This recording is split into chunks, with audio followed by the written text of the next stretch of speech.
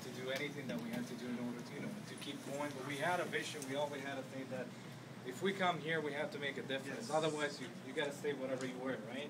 And that's what we believe. That's what we embrace. And one of the things that we put into practice. And we were staying in Toronto for a few years, and we always had something in mind. We have a rule at home that every time you make dinner, every time you make lunch, you have to make extra because you know who's going to come in, and people always going to be welcome to join you, right? And you're not going to leave them empty-handed or empty stomach, right?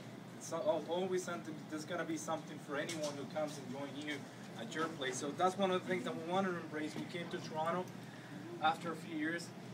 We decided to buy a house, and we had a few options. We went to Ajax, we went to all over the places, and then my parents were the one who were telling me, we should go to Bradford and see what it's all about.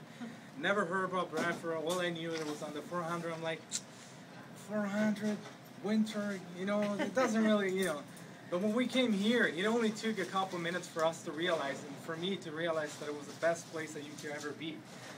Such a big development. I remember being here like quite a few years back, and this wasn't even here, right? So when I saw it, I just something blinked on my eyes and my mind, and I said, this is the real deal. We got to come here, and we've got to start something up.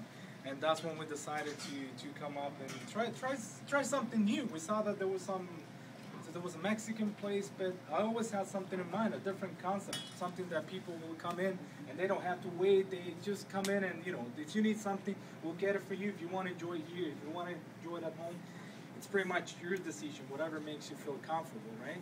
So we went to the office, we spoke to Michael, and Michael is like, I like your idea, I know it's always tough. You guys should come up with a plan and things like that. We had something in mind. We had a few plans.